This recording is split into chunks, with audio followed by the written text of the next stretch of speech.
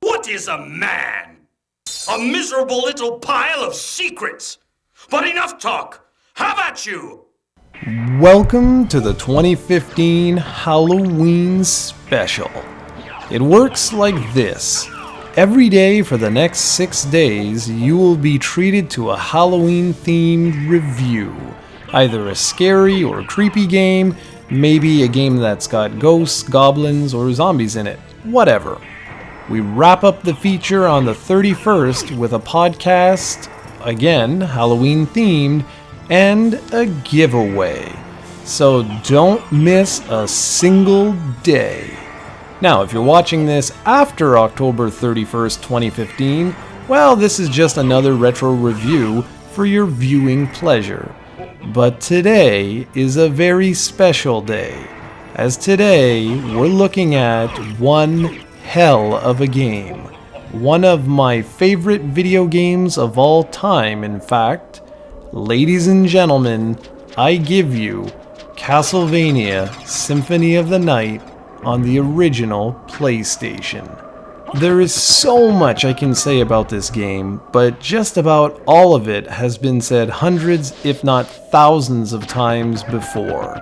So let's see if I can come up with a way to express just how incredible this game is, and in particular, what it means to me. In order to do that, we have to rewind the clock all the way back to Halloween 1993. That was a mere 3 days after the release of Castlevania Dracula X Rondo of Blood for the PC Engine in Japan. A few weeks later, I would have my own copy and would be enjoying what was arguably the greatest 2D Castlevania game up to that point. I played it for years, much to the envy of my friends, in fact. In 1995, North Americans would see the release of Castlevania Dracula X on the Super Nintendo, and while it was a fun game, it paled in comparison to Rondo. After that, the great waiting game began.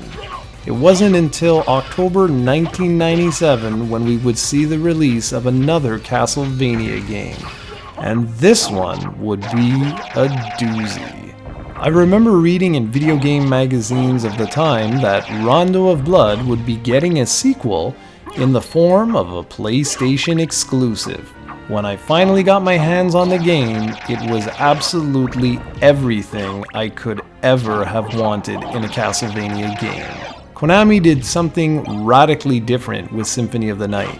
They essentially took everything that made Rondo of Blood so damn awesome and applied it to Metroid.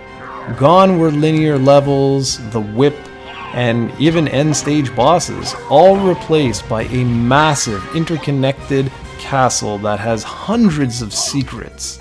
We received a level-up system, sort of like an RPG, familiars that could assist you in battle, a massive surprise in the way of the inverted castle, multiple endings, and the deepest connected storyline ever put in a Castlevania game. It was also the last new 2D Castlevania game released on a home console.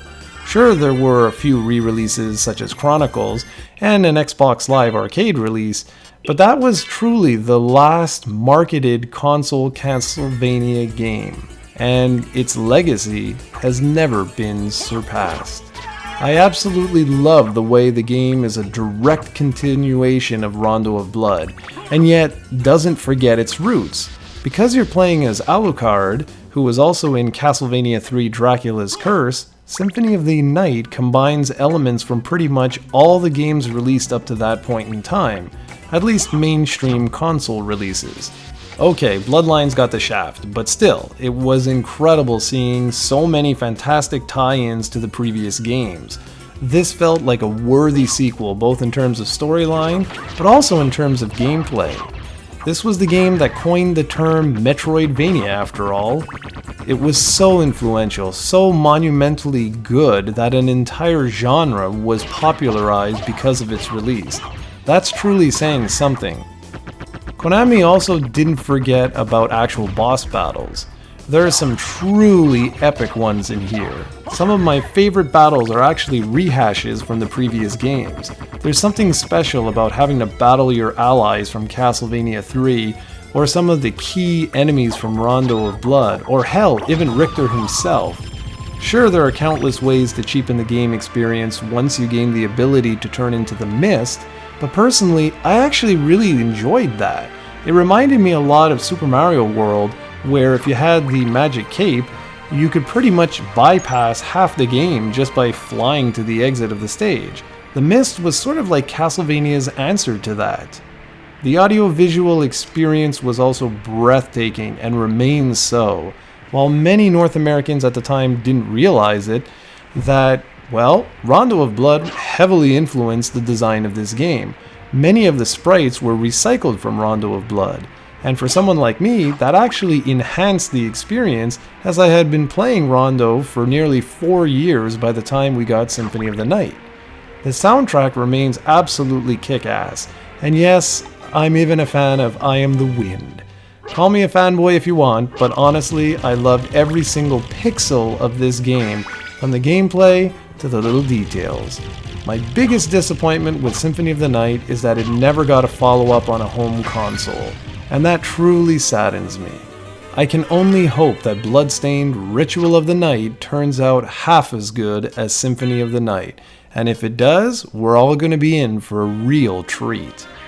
Playing the game again to capture this footage reminded me of just how well this game has aged. Sure, I'm wearing nostalgia-tinted glasses, but everything has held up. The fun and addicting gameplay, the incredible graphics, and amazing soundtrack. It's just all gold. I know this isn't my typical review style, but what can I say? I'd rather talk about how this game impacted me than repeat what everyone else has said before. Okay, here's one thing I can say that everyone has said before. You need to experience this game. If you've never played Castlevania before, start here. The gameplay is radically different than the previous entries. I mean, no whip, what's that all about? But trust me, it does not get much better than this. Castlevania Symphony of the Night is a legendary video game, one of the best ever made, and one absolutely every gamer should own. Make it happen. And with that, we have begun our 2015 Halloween special. Stay tuned tomorrow for a PS2 hidden gem from Steven.